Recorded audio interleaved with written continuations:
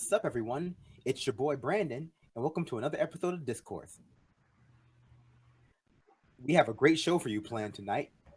And before we begin, I just want to say thank you to the Benjamin Dixon Show channel for hosting us, and also remind you all that you can, slide on over to the SoundCloud. Wow, slide over to soundcloud.com. It's really hard to pretend like I talk like that. Yeah, you can go to our SoundCloud, soundcloud.com/expanded discourse, where a lot more material is posted. If you haven't already, a lot of interviews, a lot of special content, just great stuff. And if you find it in your heart, please feel free to become a patron of the Discourse. And that's my needless, shameless plugs and all other stuff handled early. So, great show planned for today. You know the spiel. I have my panel with me. Richard, say something. Let them know you're alive.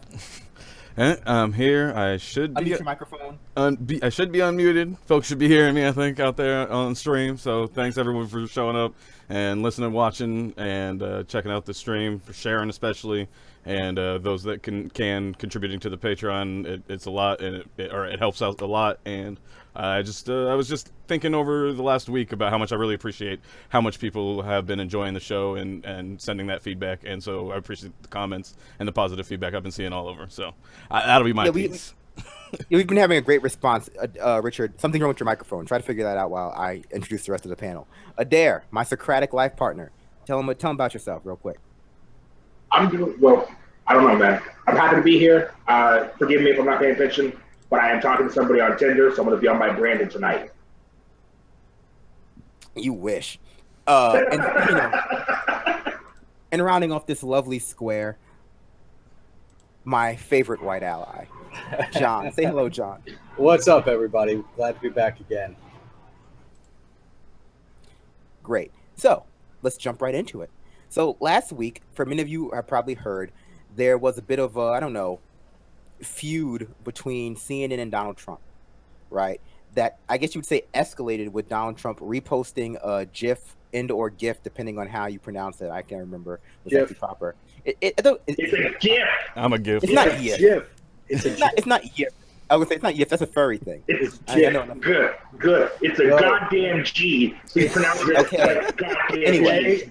It sounds like GIF. It was a relative. I mean, it was a relatively but for him being president, it was a relatively innocuous GIF of him of the CNN logo, photoshopped over the head of a wrestler back in I must have been the early 2000s. I remember I watched that episode of wrestling. I remember Vince McMahon. Yeah, I remember. Yeah, I remember that. I remember that storyline in wrestling pretty vividly, because it ended up with Vince McMahon getting shaved or something, and Donald Trump beating up CNN. That, over the past 2 days ago, around 2 days ago, as of today, that escalated with CNN pseudo doxing the Reddit user Han asshole Solo. God. Yeah, right. The person who made the GIF and posted it to Reddit, in an attempt to, I don't know really what the attempt was to do with this, right? It seems they spent there was about a few days upon the GIF being published that there was kind of this narrative that it was promoting violence against the media. I didn't really see that. It didn't really scream promoting violence to the media to me. But let's get some opinions on the initial reactions to the GIF. John, you tell me how you felt. The guy was posting racist memes, but that aside, that was clear coercion and threat from CNN, and that was doxing, pure and simple. And as someone who has had to hide my political beliefs from my employers for fear of getting fired, that is a clear threat to me. The fact that a major media platform and a major network is then saying that, hey, and I can read the parts right here. I mean, I've got the article up by K-File. And CNN reserves the right to publish his identity should any of that change. And referencing his apology. And the poster himself, after confirming his identity, he sounded nervous about his identity being released and asked not to be named out of fear for his personal safety and for the public embarrassment it bring to him and his family. And then after one paragraph, CNN reserves the right to publish his identity should any of that change. That's a threat. that's coercion. I don't agree with the guy's political beliefs. I don't agree with the memes he was posting. I think they're racist and anti-Semitic. But at the same time, it's a balance of power.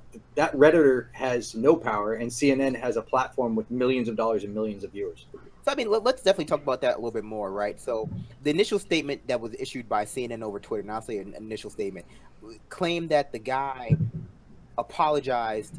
He posted an apology on Reddit for his behavior prior to CNN ever reaching out. I'm sorry, prior to CNN ever speaking to him. And I'm sorry.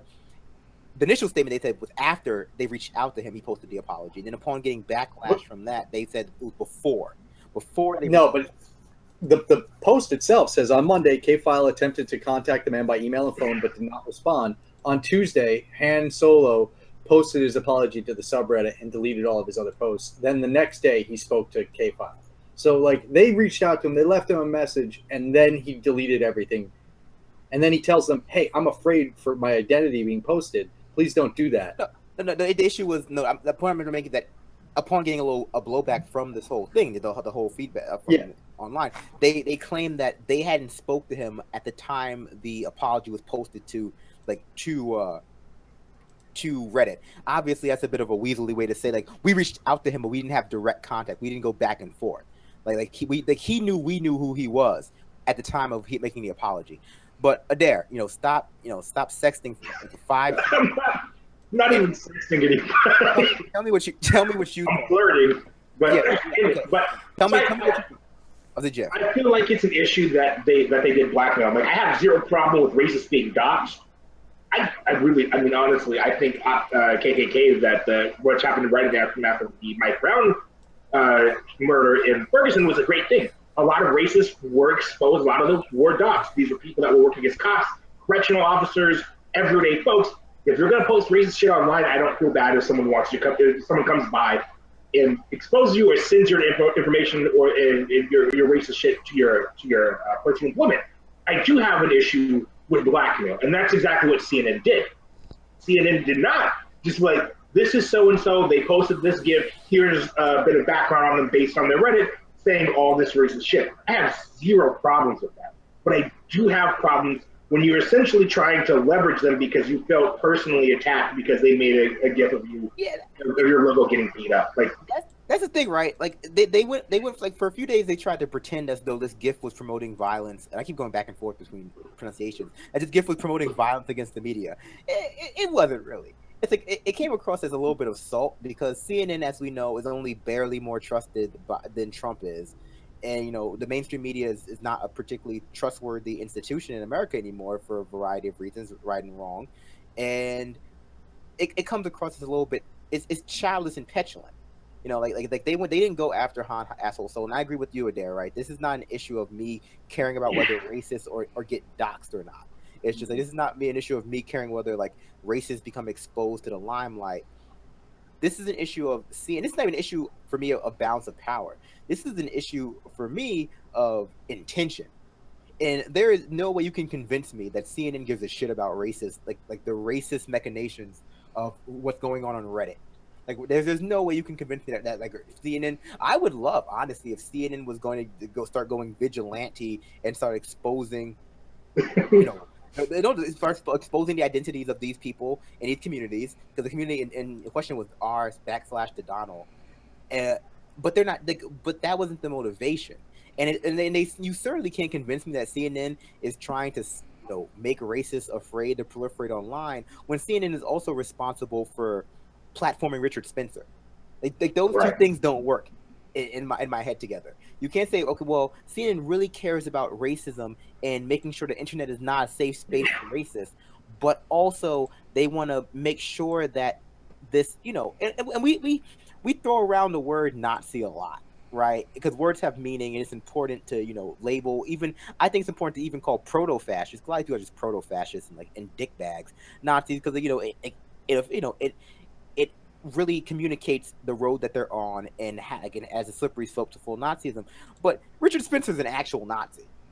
It's like Richard Spencer is an actual Nazi, and they platformed him and they made his message available to hundreds of thousands of people. And now you're trying to convince me that they care about racism and anti-Semitism? No, Richard, what do you think? Yeah, I mean that was part of what really stuck out to me. It was, and what made it really hard for me to swallow was how CNN basically did like what we saw from Tracy before about when he had that that run in or confrontation with the congresswoman, and made it a big deal out of nothing. And so CNN, seeing some of the journalists there genuinely straight faced try and make a case that this was, you know, a dramatic assertion of violence on it, but then they didn't really have the same type of reaction to something like the NRA ad, which I think was a much more overt call for violence against leftists and against the left in general. So that to me is one, along with everything that you guys mentioned as well. But that especially stuck out to me. Yeah, I mean, this is not needless concern trolling to me. I just don't think CNN has the right motives in mind for this. Mm-hmm. It's like they definitely don't. Right, like this is all about their pride being hurt, because functionally what they should have done, and this is not where I want America to go in terms of political discourse, but they should have just had an intern make a GIF back. Yeah, you know, people. Yeah, I feel like there's a SpongeBob meme that would have been appropriate or something. It would have been an appropriate response. It would have showed it would have been an appropriate reaction to what happened, or you ignore him. You don't try to convince everyone that you've been, you know, the victim of violence. Yeah, if you want to still convince people or try and portray that you're a legitimate news organization, at least, you know, just ignore it. That would have been appropriate. But if you do that, right, then you're letting the Donald Trumps win in the world, because, you know, one mean gif about your shitty company is equivalent to actual violence because your little company's feelings got hurt, and you can't make a gif back because then that's too childish. But you can sure as hell go on ahead and blackmail somebody, even if they're a literal piece of shit like this guy is. Hey, wait. Where did Adair go? Why is Eichenwald in this group? Like, what happened there? What?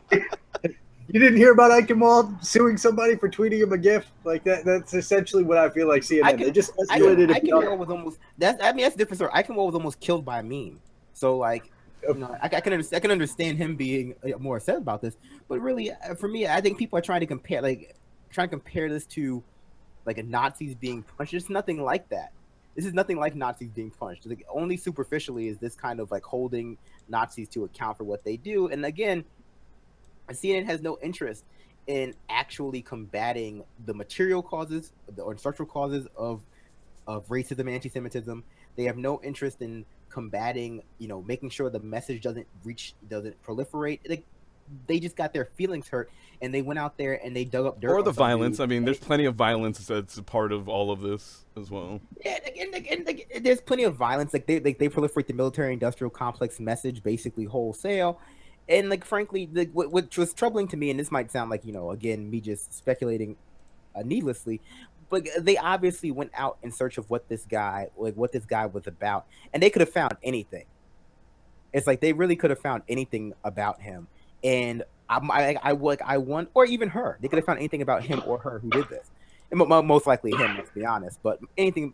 And what would this conversation be looking like if it wasn't for the fact that he was a racist and anti-Semite, you know, or at least performing that role online, as we've talked about in the past, because that's really how people communicate at a certain point. But like, what if he was just posting dick pics to our After Dark, or whatever it's called, or our Guys Gone Wild? What if he was just writing weird, like creepy, like sexual Harry Potter fan fiction? Would they have still threatened to expose him too?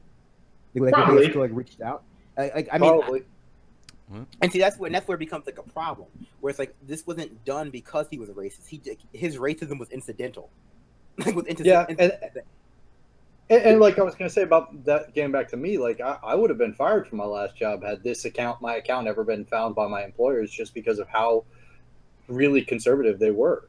And, you know, to have that threat over my head was one of the main reasons why I remained anonymous on the internet for so long. And to have a major multinational corporation who, like you said, got their fifis hurt and decided that they were going to threaten this guy, that speaks to me on a whole different level. I mean, what happens if Neera Tanden comes after me?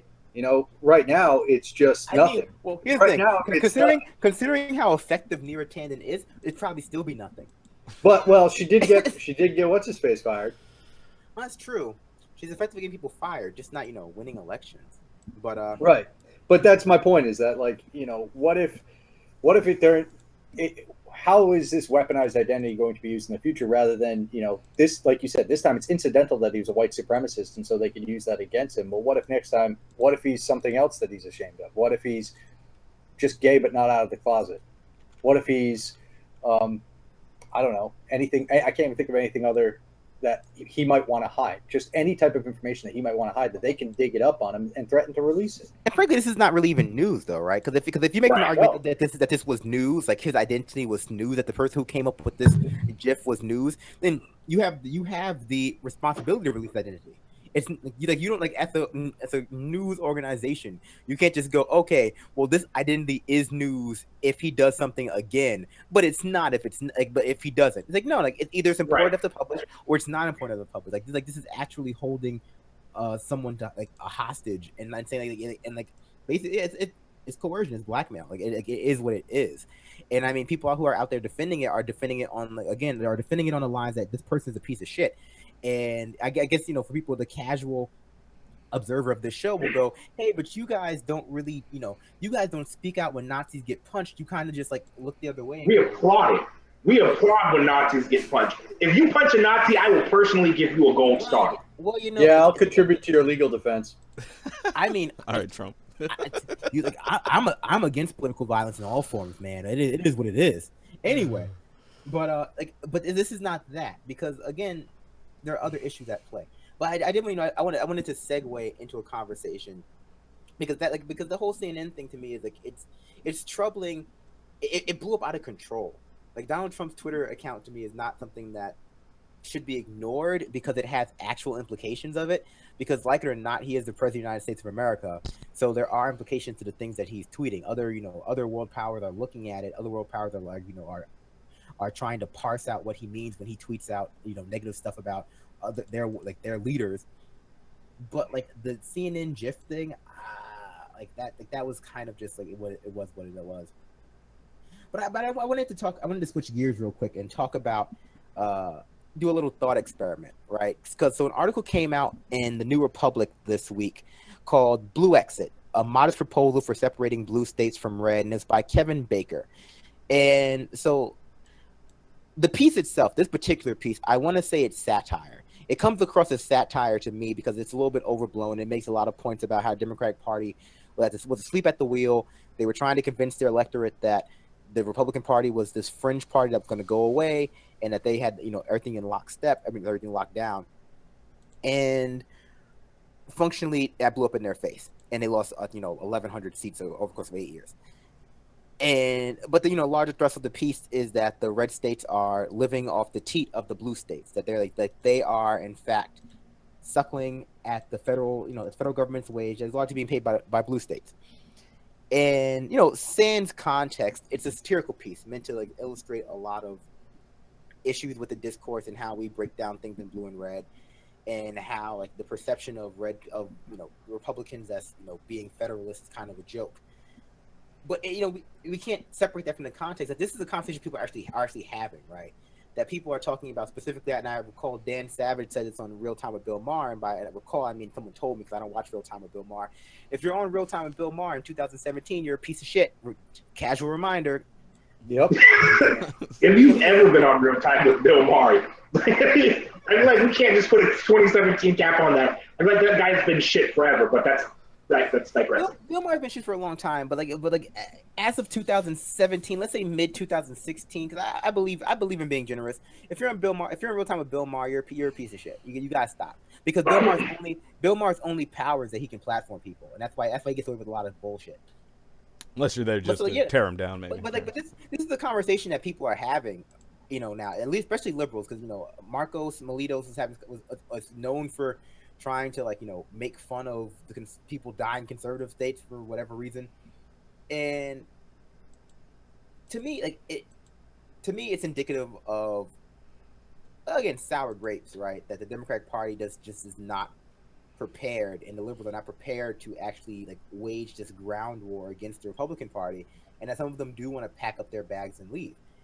But Blue Exit is problematic for so many different reasons, and I'm going to open up the floor to get your get everyone's impressions about the idea of the Democratic Party, Democratic parties going forward this what I want to say is a plan to emphasize on urban areas and to to divestment of rural areas, et cetera, et cetera. So, John, what do you think about it's a sure way to lose every single state house and every single governorship in the entire country, which will then give the Republicans a sure path to calling a constitutional convention, doing whatever they want. I mean, Schumer said it beforehand. For every rural voter that we lose, we're going to gain two moderate Republicans in the suburbs of Philadelphia. That was their plan. It's been the plan since the DLC first came into power, and it's lost, like you said, Brandon. It's lost so much, and it's going to continue to lose. But what it does is it allows them to not capitulate any ground to the left, and to still take gobs of money from their donors. So, when you see these same people like Marcos, who's just at this point just a Dem fanboy, and Joanne Reed pushing this theory, it sounds to me like they haven't really thought it through. All they're thinking is, well, this will allow us and our favorite people to go. But I mean, I'm looking at the Texas election results right now. 52.2% voted for Donald Trump, and 43.2% voted for Hillary Clinton. So you're just going to abandon that 43.2% of voters who might actually need your help and would vote for you in the future to whoever? It's a bad strategy. Also the non-voters. Don't forget the non-voters. Because there's been a lot of strategies floated out this week about what the Democratic Party should do. So this is just one of them, right? That they should just pack up their bags, divest from red states. Another one is that was written by Mark Penn, and was it New York Times op-ed? I want to say New York Times the one that said move to the right if you want to win. No. Yeah, what's interesting about that is to the center. It's center. Yeah. Which is the there was right. one that literally said Democrats, you have to run to the right if you want to win. And I'm pretty sure that was the one in the New York Times. Yes, it was. It was Penn. And Li Fang just reported that Penn is heavily invested in Republicans actually winning because he owns stock in a Republican think tank.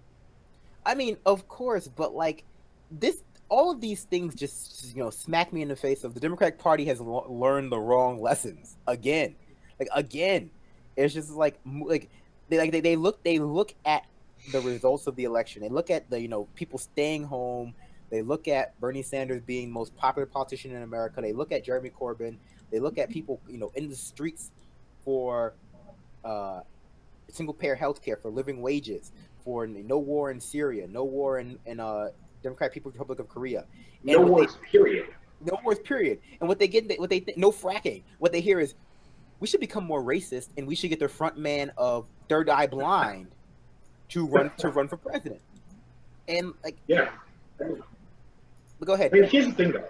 Because I really want to dig into kind of what they're talking about, specifically when they say, let's just divest from red states. There is no such thing as a blue state. The reason why you see states that are considered blue are they have heavy metropolitan areas. You see states like California, you see states like New York, you see states like Washington that have these major concentrations of population in urban centers. Seattle, LA, New York, etc., that have the ability to carry an entire state. But if you want, when you talk about divesting, you're going to divest from Washington because the vast majority of the state is incredibly conservative. You're going to divest from Oregon. You're going to divest from large parts of California. You're going to divest from large parts of New York. And when you say that you're going to divest from these places just because they don't fit into your political views, I think that's really, that is showing your Republicanism. That's showing you don't want to win. That's showing that as far as you're concerned, your ability to profit off of an election is so much more important to you than the actual needs of the people. These people in these countries, in the more rural parts of the state, these people in these red states desperately need help. They need somebody to come in with actual ideas and say, here's how we're going to fix your problems. That is what Democrats aren't getting. They continue to say, oh, we're the big tent party. We're the party that cares about people. But you don't. You cannot say that and at the same time have large, because this isn't just limited to one op-ed. This isn't limited to a couple people in the party. This is a very widespread idea within the Democratic base. These people that consistently vote for Democrats. Just on Twitter today, I was seeing an interaction between Michael from PA and somebody on Twitter, and her response was, beware of poor people with progressive ideations because it's really just a hustle. They just want to scam you. This is a Democrat. This is a Democrat. Like, this is an issue. Y'all cannot abandon poor people because they want the Constitution to be followed. Sorry, that's my cat. You know, when it says the government will take care of the general welfare of its people, that includes universal health care. That includes don't you start quoting Constitution. Well, we're gonna get a lot of people to saying you're calling for revolution. Don't you quote the Constitution on my show? I don't want to be tried for treason. You know, right? No, but like it, you make a good point, and I mean, I guess what's becoming really, really clear, especially as what also came out yesterday, were like the theoretical bumper sticker designs for the DCCC, and I by now everyone is aware of that. One of them says like, vote Democrat 2018. I mean, have you seen the other guys? Which was a joke I made like almost 9 months ago. Like at that point, it was a joke. I mean, it wasn't even a clever joke because obviously that's the Democratic Party's brand. Like, we're not them. It's like people have made that. A lot of people who are Democratic Party loyalists, or at least cultural Democrats, rather, people who identify as Democrat but don't really engage with the party, have started to make that realization too, that Democratic Party their whole shtick is, we're just not Republicans. Like what does that mean? Well, we can't really tell you, but we're not them, so don't vote for them. But I think what's becoming very clear that the Democratic Party did not have a plan, a leadership plan, sans Hillary Clinton. The idea of Hillary Clinton, CAP, Cap, the Neera Tandons, the Joy Ann Reids, the Democratic Party, they were so banking on Hillary Clinton winning that everything that they want to promote was predicated on her being president. That's just what it is. Go ahead, John. I'm sorry. Go ahead, Richard. Oh yeah, that's exactly where they left it. They had planned everything around such a thing, and they didn't also cope with or grasp the idea that if somehow she did lose, that then people would be pushing her out of the party, as in, like, they thought that everybody would just feel sorry for her and would welcome her back with open arms, like, oh, wounded champion, it's not fair, the sexism was just too great, we'll embrace you and turn you around next time, and this one, the third time's a charm, that's what they were expecting if everything else failed, or at least after the initial time of when she had lost the presidency. They thought that perhaps after some time people would be able to embrace her again, but they didn't predict that there would be this strong string of folks that were still upset about what had happened and how things had been handled, and were not going to welcome her back either towards the presidency or let alone just to be a member of the Democratic Party. And so now she's found this place as, running some super PAC king or queen maker organization that we'll see how that gets handled over time. But go ahead. I guess my point was largely that the Democrat Party doesn't have a bench. They have literally no bench. They have no up and coming leaders. They have no one to run. Well, they cleared it intentionally just for fear that person might usurp Hillary in some way, shape, or form, like Obama had. And so they wanted to make sure it was bare. I would part of it I would say yes, but part of it I also want to argue is that what we're seeing is a generational shift. And a generational shift in this case is going to be a motherfucker for the Democratic Party. It's going to be a motherfucker for the two-party system as a whole. Because what you're seeing is a lot of people that would be those up-and-comers, a lot of those folks that would have been the people to take over the Democratic Party's leadership don't want anything to do with them.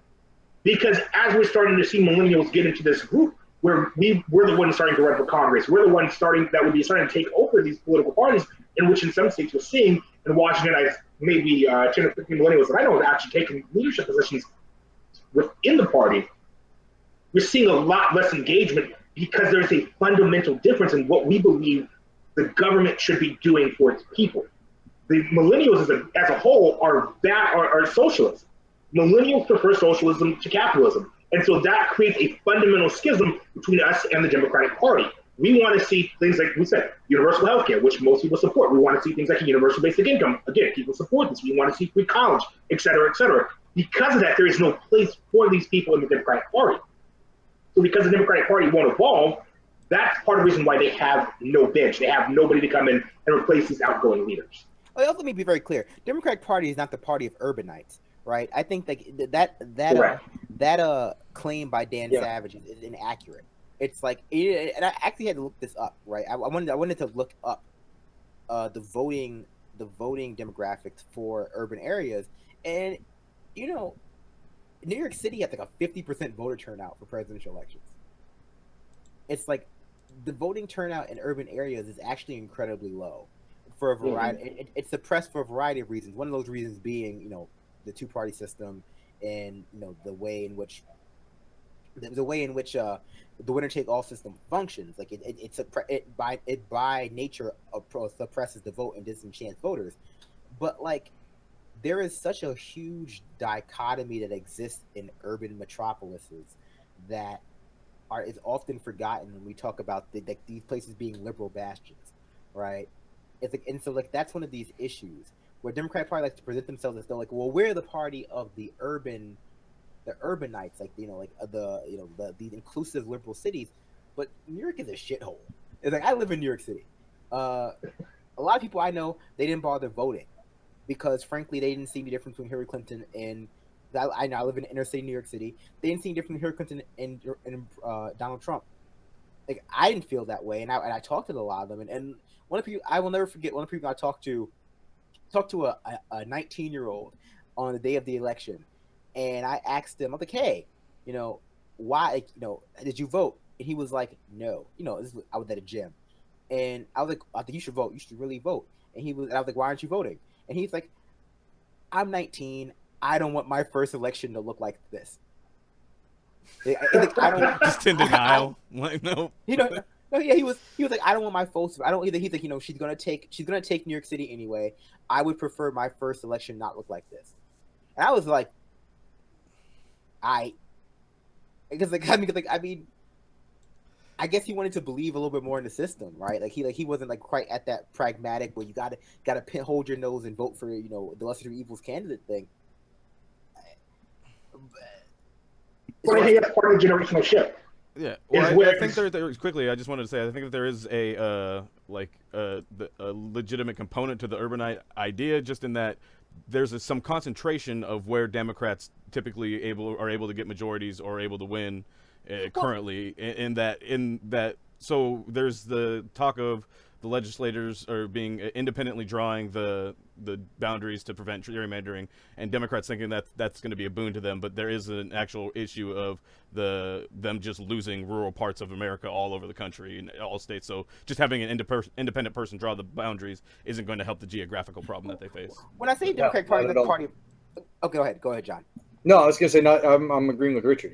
Just having an independent party drawing districts won't help at all. It's, if you're not getting a message to the majority of the people, which is not the small group of people that the Democrats have crafted their message for since the 80s and the birth of the DLC, you're not going to win. If you keep offering a shit sandwich, eventually people are going to say, you know what, I'm going to stop going there. See, that's my point, right? I think can't just point to that the other one has more flies on it. Right, exactly. It's still a shit sandwich. I'm not fucking eating. Yeah, see, that's my point, right? So like this whole "we're not the other guy's" strategy is not a good strategy either. Like if it were a good strategy, I would say, oh, okay, well, you know what, people are gonna die, but they might win some seats, right? But the thing is, it's not even a good strategy, right? Like it's not, and here's why: because if people recognize, and the vote was suppressed for the last 8 years, because President Obama offered a lot of ideas about hope and change. Did not deliver on them. People, like, the recovery was kind of concentrated in the top 1%. A lot of people didn't notice material differences in their life. If you live in Flint, Michigan, your water wasn't clean regardless. It's been like 27 years since they've had clean water. Like the idea that the other party, that you can win elections by the other party being bad, is not necessarily a bad idea. But you still have to have a proactive message, because if you prove yourself to be materially useless, like if you go out there and say, okay, the other party is bad, notice how bad they are. People are not going to vote for them, but they're also not going to vote for you because you've proven that when you're in power, you're not good. It's like you're still bad. They won't come to you to solve your problems if you're not offering an actual solution to their problems. Right, and that's exemplified by the ACA versus the AHCA. I mean, Matt Bruning did that great graph. 650,000 people will die by 2025 if we go with the AHCA, but 450,000 people will die by 2025 if we continue with the ACA. Single payer? No, that nobody. Now, we're not talking about anything other than deaths attributed to lack of access to health care.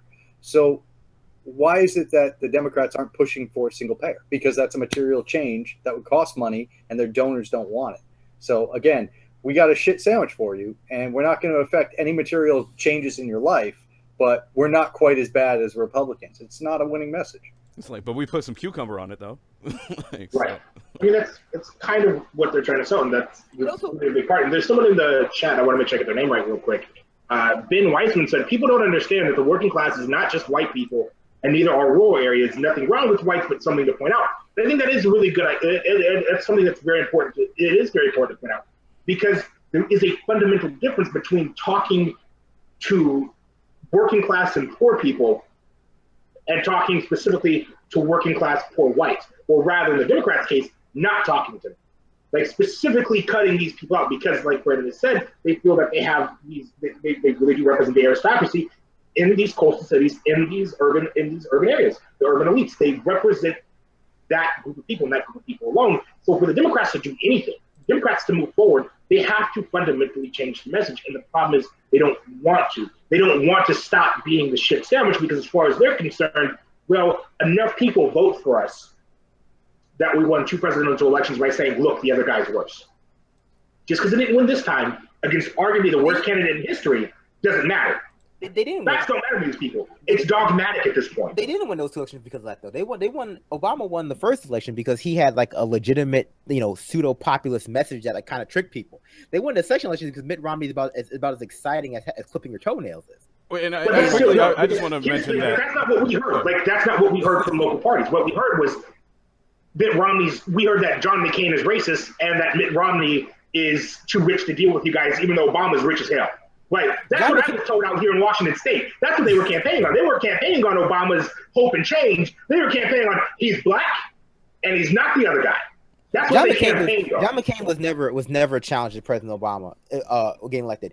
Hillary Clinton was. Hillary Clinton was a much bigger obstacle to overcome than John McCain ever was going to be. I just want to say quickly that neither party is looking out for poor people, like especially for people that are not able to get a job. Like if you can't work, nobody's arguing for you. It's always working poor or the people that have jobs and all that stuff.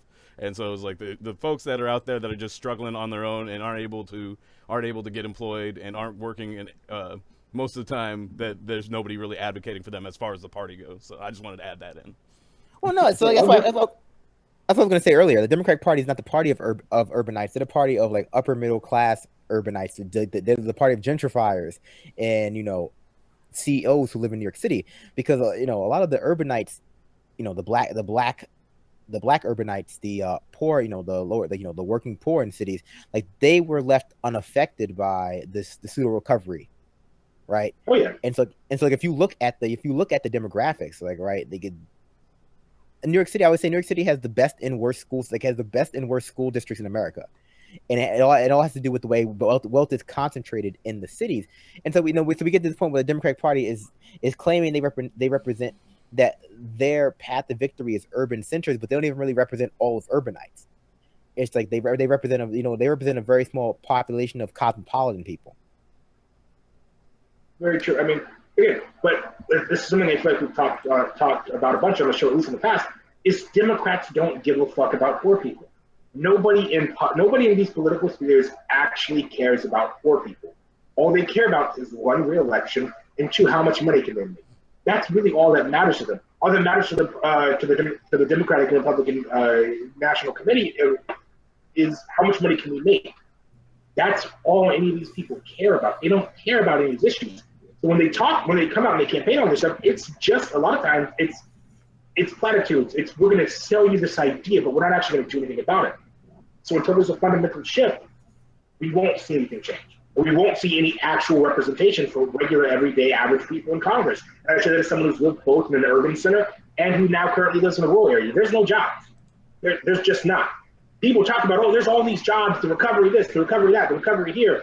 There's really not. And then when you start parsing it down into different sectors, when you talk about people of color, you talk about college students, you talk about X, Y, and Z, it gets even more complicated as to who has the jobs and who doesn't. One of the things that we're hearing out here is just from being around other college students, is a lot of college students of color are being passed over for some of their white peers.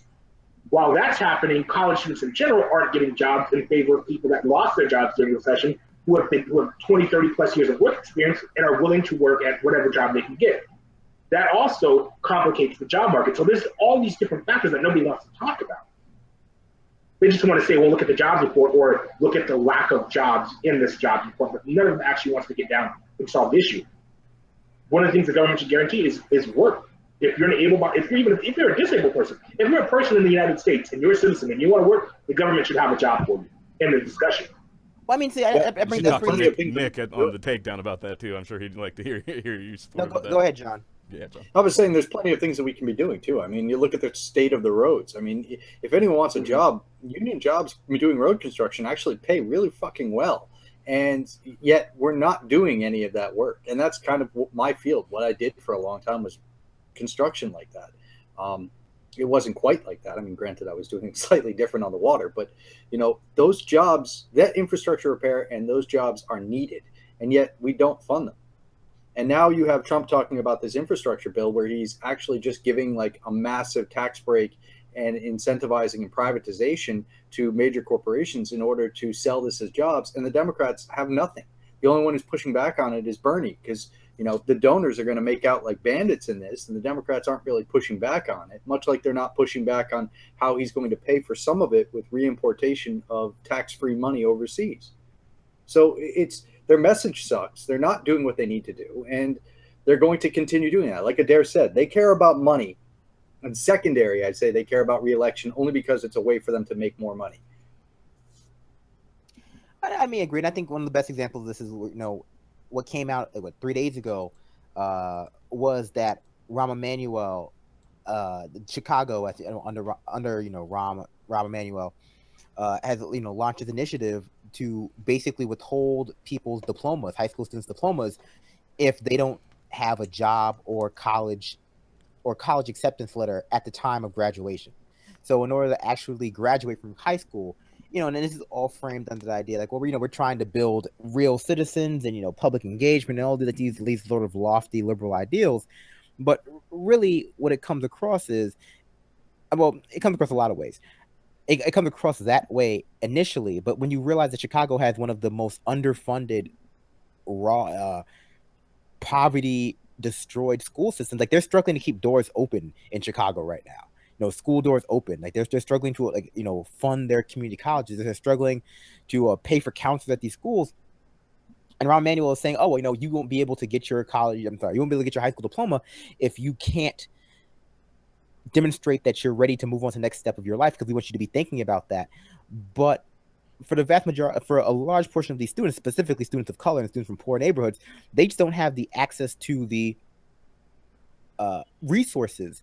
And if they do, they don't have the access to the that means like their lives are in some ways wrought with stress by their material circumstances, that trying to think that far ahead or that extra pressure in terms of graduation is not actually going to help them, right?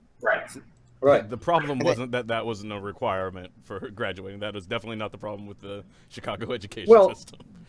The other problem with that whole thing was the military aspect of it. Right. It's a poverty draft. Right. It's a poverty draft. That's exactly right. Mm-hmm. They're literally accepting an acceptance letter into the military as a way for you to get your degree. I mean, with what's going on and what we know, they're pushing for regime change in Iran and Syria and also possibly other places around the globe. And, we're going to have a long drawn out war. And this to me sounds like one of the first steps towards making sure we have the armed forces ready to do it. But here's the thing. And I don't remember, Brandon, if you also went to an underserved school. I know Richard did, but going to an underserved high school, like had this been a requirement for graduation here up in Tacoma, I wouldn't have graduated. I would not have been able to graduate high school had it been a requirement of either join the military. I did not want to find a job. There's not jobs in poverty-stricken areas like Tacoma. Like it's hollowed out. It's being gentrified. There's not jobs for people right out of high school. And I wouldn't have been able to get into college because when you go to these underserved schools, I don't remember one time sitting down and having counselors come to the class and be like, okay, here's how you fill out a college application. Asking students, where are you interested in going to school? What do you want to study? X, Y, and Z, all these other things that I'm seeing happened to some of my siblings, one of my siblings, who does go to a high school in a more affluent area, where they sat you down as a freshman and said, where do you want to go to college? What do you want to study in college? X, Y, and Z. That right there makes a huge difference in whether or not someone goes to college. I left high school not knowing how to apply. I left high school not even knowing that there was financial aid. I did not know what the Pell Grant or FAFSA was until my last 2 weeks of senior year, when my AP teacher pulled me aside and said, hey, did you know that you could go to college and get grants? Like, if you don't, there's no support system. There's nothing there to help these students. So all it's really going to do is it's going to drive up military enlistment rates. It's going to drive dropout rates. It's going to drive up violence. More people are going to turn to gangs and selling drugs, because that's what they have. The issue for me is that metrics are like extra metrics are a poor substitution for actual education reform, and that's the problem. Like at this point, we have extra metrics, extra criteria for success, being used as a way to replace actual education reform. And by education reform, I don't mean adding more books to schools. I mean like a huge bucket of reforms that take place in not only the schools in their individual buildings, but also like the communities, right? So I'm talking about, expanded Medicaid, expanding Medicare, like all, housing security programs, social security programs, all of the social safety net. But functionally what we're getting instead, this all comes after Rahm Emanuel is not paying teachers. Like, pay your teachers, Rahm. Pay your fucking teachers, Rahm. He's closing schools, and that's another one of my fears about this. Like, this idea that this will be a way this will be another way to determine whether or not a school district or individual school is failing, because it absolutely will be. Yeah, and therefore a justification to close them and build more stadiums, right? But they said this is the poverty draft. This is the way, because ultimately the options for how you get your diploma are you can go to college or community college, and I would be remiss if I didn't mention that Chicago does have tuition assistance for basically you get guaranteed admission to community college, and I believe it's free if you graduate with a B average in Chicago, free-ish to go to community college. Problem with that is that you don't need a B to graduate. So even if it is free, like that creates this gap. Right, where you earn your diploma for high school, yet you don't quite make to the point where you get free college, you get free community college, so you can't pay for it, which adds extra stress to your life, and it's this thin veneer of making actual changes and improvements to a system when really the Chicago, CPS, the Chicago Public School System, it's just incredibly mismanaged. The money's just been mismanaged for the past decade and a half. And I know in my particular school that a lot of the kids that were graduating, even with good grades, B averages or better from the high school, were still not qualifying for college level courses when they went to the community college. And so holy shit. Yes. Can we, and that's something I definitely want to talk about. That goes to your point, Brandon, as to paying teachers and reducing fucking class sizes. Do you know what the achievement gap is for students leaving underserved areas, for leaving urban areas, going to college and trying to do college level work? You know how many people I've seen? And so I'm going to get personal for a minute, folks. You can get mad at me, so I'm trying to make this about me. But I'm going to go ahead and I'm going to tell this story. I graduated from a personal story today. I mean, you don't need to overshare, but go ahead. I'm just kidding. I'm not going to overshare, but here's the point. It speaks to what we're going through. I went to an underserved high school. We graduated 48% of people across five high schools, something like 10,000 students. 48% of them graduated the year I graduated. Most of those students, of those students, I can think of 5 from my high school that have college diplomas right now. Going to community college, sitting in class with these people, you know how many of them did not qualify for college level English or math? They haven't even had to take remedial reading because their reading level was so poor that they could not function at a college level. So not only are you saying, hey, we're going to throw these extra requirements at you to graduate, but if you do graduate and you don't have the skills to succeed at college, then you just end up in debt. Because the people that we're seeing that end up in the most trouble with college loan debt are people that are unable to finish their degree, people that are not successful in college.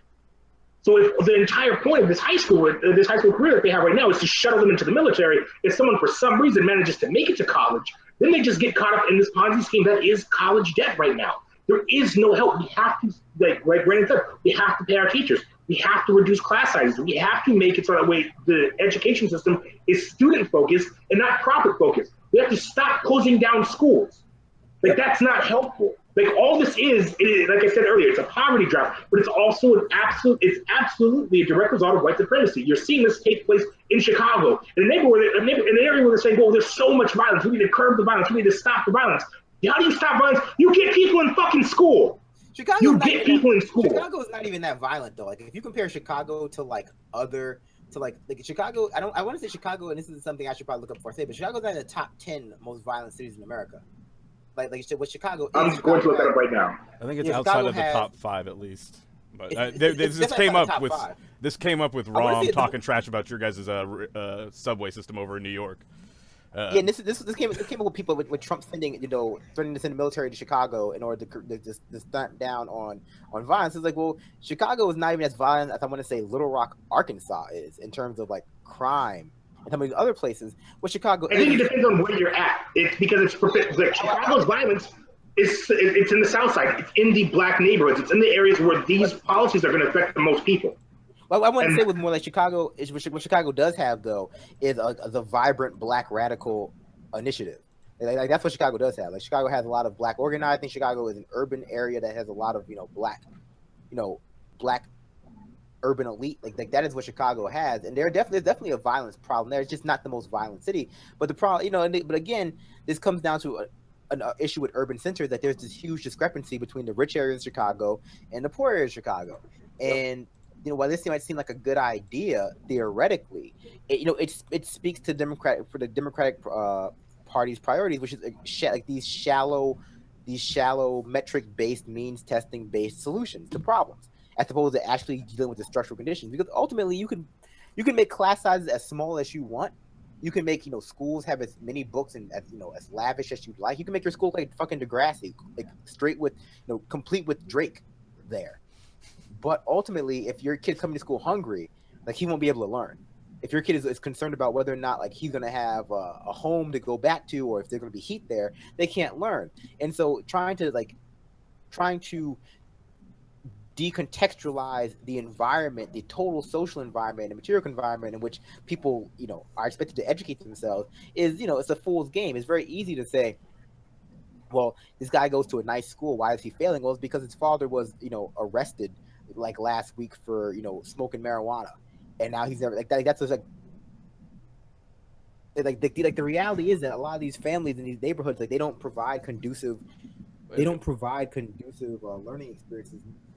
They have very little to do with the school itself sometimes. And nationally, we have a very confusing system where you can end up in prison in one state for 25 to life for pot, and another one you could be making a multi-million fortune, in another state. So that's awfully confusing for folks to wrap their heads around morally and ethically. Yeah, but I agree a little bit with Brandon, but I also want to push back on a little bit, Brandon. I mean, we can talk about the problems structurally in neighborhoods and the problems at home and things along those lines, but when you get right down to it, schools that are funded do better than schools that aren't. Of course, but it's both. And so, yeah, it is. It is both and. But like when we're talking about spending 54% of our discretionary budget on the military, and we don't have class sizes conducive to learning in any of the public schools that we have across the country, we've got a problem. And it's an imbalance in this country with how we allocate our resources. It definitely.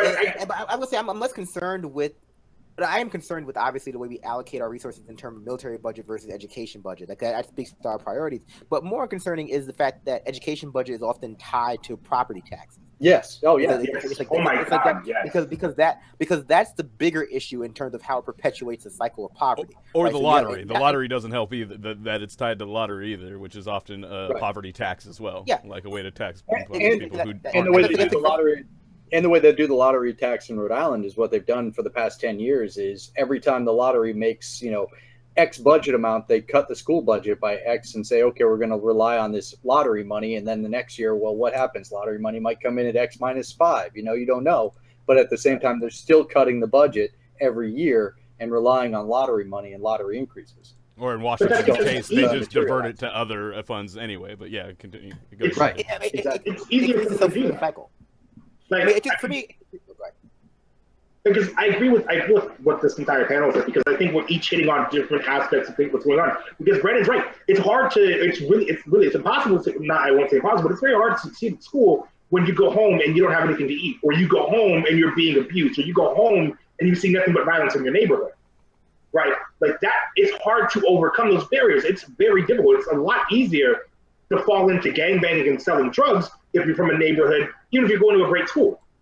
If you're from a neighborhood where that's what's going on, that's what you're indoctrinated with, that's what's happening, it's an easy trap to fall into. But at the same time, we have to fund schools in these neighborhoods. We have to make education something that people want to do. The number of people that you go to, the number of gangbangers that you can go up and talk to and be like, and just have a conversation. Sometimes people are like, I just was not engaged in school. They did not care about what was going on with the individual students. The class sizes were, too big. Teachers are one of our first lines of defense when we talk about societal change. A teacher in a classroom can have such a profound effect on a student's life, but we don't give them the means to do this. We put them in classes with 30 and 40 students and say, figure it out. We put them in classes with that many people. We don't even fund them to have their classroom stock. Students can't get school supplies. Kids are going hungry at lunch. Kids are going hungry at home. It's such a complex and interwoven issue. And not only that, there's no one strategy to get rid of it. And not only that, this is not me shitting on teachers, because I think that teachers have, an important role in our society, one of the most important roles in our society. But a lot of teachers are also woefully unprepared to teach. In a lot of ways, the way we teach students is, well, not a lot of ways, our school system is reflective of our society's values. And we talk a lot about police brutality in terms of racism, but we don't talk about is the school system as another like racist structure that exists within Black communities, another neo-colonial structure that exists in Black communities, because a lot of it's the same thing. Just like we bust in, police officers from New Jersey to police Brooklyn and the Bronx and Black neighborhoods. We bust in teachers from out of these neighborhoods to also teach these students. I dated a lot of teachers for some reason. I don't know why. And a lot of them were white women, or at least non-Black people of color, and who live in Harlem and taught in the Bronx. And they the cultural gap between them and the teacher, the teacher and them, them and their students rather, was always like something that like they talked to me about or they struggled with. One woman I dated lived in Harlem. Nice woman. Great. She just could not understand the kind of cultural differences in help seeking that Black people have from white people. And she couldn't understand why her students would not seek help from her. And I was like, oh, that's not a Black thing to do. It's just like help seeking. Help seeking is not something that is encouraged in our community the same way it might be encouraged in a white community. I don't know. Yeah. It's not a thing. I agree 100% with that. Yeah, it's but here's another issue. I would say whenever I think about help seeking in the Black community, I think about this one quote from Love and Hip Hop Atlanta, where it's just like where the woman this is a great quote, where the woman's like, therapy, when you're Black, you either help yourself or you find Jesus. Yep. And I'm like, she's not lying. She's not lying. But here's one of the things, because I was just reading an article on this the other day, actually. It's the lack of Black male teachers, right? Like just for a lot of us, we don't I never thought about it until I read that article, but I only had one Black male teacher in 12 years of the entire time I was in K-12. I only had 4 male teachers as a whole. So for me, there was not a lot of people that I felt comfortable going and talking to as a Black youth, as a Black male youth that was dealing with certain issues. So that's one of the things. That's one of the ways that we could actually start promoting equity, is we could get more Black teachers, especially more Black male teachers, into some of these schools. But Brandon's also right. A lot of teachers are woefully unprepared, and some of that is coming from different states. I believe it was proposed here in Washington State that they wanted to let just anybody teach. You didn't need a teaching certificate, you didn't need a degree in education, you didn't need an undergraduate or graduate degree in education. You could if you wanted to teach, go right on ahead. And that's going to screw with the students. But I think that goes back to funding schools. That goes back to doing, because we fund schools to do teacher outreach, to go and recruit good teachers, if we pay teachers a decent wage, you're going to have more people that want to get into teaching. But we also have to be very aware of the cultural differences between our students and our educators. To be 100% real with you, a white teacher is not going to understand everything that a student of color is going through. And black teachers not always going to understand what an Asian student is going through. And somebody not from your neighborhood or a neighborhood that's very similar, someone who doesn't know what that struggle is, cannot come in and then suddenly just change the world. Like, that's not how this works. And that's another issue with some of these teachers. A lot of them do have these savior complexes. I see so many people that want, like, oh, I just want to go teach in an underprivileged black neighborhood. I just want to save these little black children. So you're saying Freedom Writers was not a documentary? Did I get that confused? Wasn't it though? Wasn't that a doc? Wasn't it like a doc? Wasn't that like based on a true story? It was based on a true story, but it's been fetishized, right? Like, there's this fetishization. What about Love and Basketball? Is that based on a true story too? What? What about Love and Basketball? Is that based on a true story too? Shut the hell up. I always forget. But like, I'm just there trying to look for that conversation where, so I've got hairs in places I've never had before, and I can't talk to my female teachers about it. No, it's more. Like, it was like real talk. Some of the concerns I had were about the gangs in my neighborhood and being pressured to join a gang, or being pressured to sell drugs, or witnessing acts of violence in my community, be they drive-bys, be they people getting shot up. On my bus, people routinely got the shit beat out of them and physically thrown out of one of the emergency exits. Like, this kind of violence, I couldn't go to one of my white teachers who was not from this area and be like, hey, I'm being pressured into joining this gang and I don't know what to do. Because her response is to call the police, and that gets my ass beat every single day. So you become a mark. No, but the thing is too, like, and so we also see the way this is reflected in, you know, in the intersection between policing and schools, right? So we know that people from outside these neighborhoods, we know that there is this perception by teachers who lack this kind of cultural sensitivity training that black students behave worse. That black, you know, that black students, you know, appear more dangerous, appear more adult. Specifically, I want to say specifically black girls behave more, you know, are viewed as more adult and more disrespectful than white women when you don't correct for implicit racism, and that has such, you know, dangerous implications for the school to prison pipeline. But yeah, I want to shift gears a little bit. I guess I do want to, you know, in the live portion of the show around here, but we're gonna take a little break. We're gonna take a little break. And we'll come back off air to finish this conversation and also talk about, I don't know, Trump escalating things with North Korea, Trump threatening CNN with, you know, Time Warner mergers, all of these other, you know, fun topics. That's good stuff. And, you know, yeah. So thanks for joining us for a live portion. Have a good night. Brandon still sucks. Thanks all. Thank you, everyone.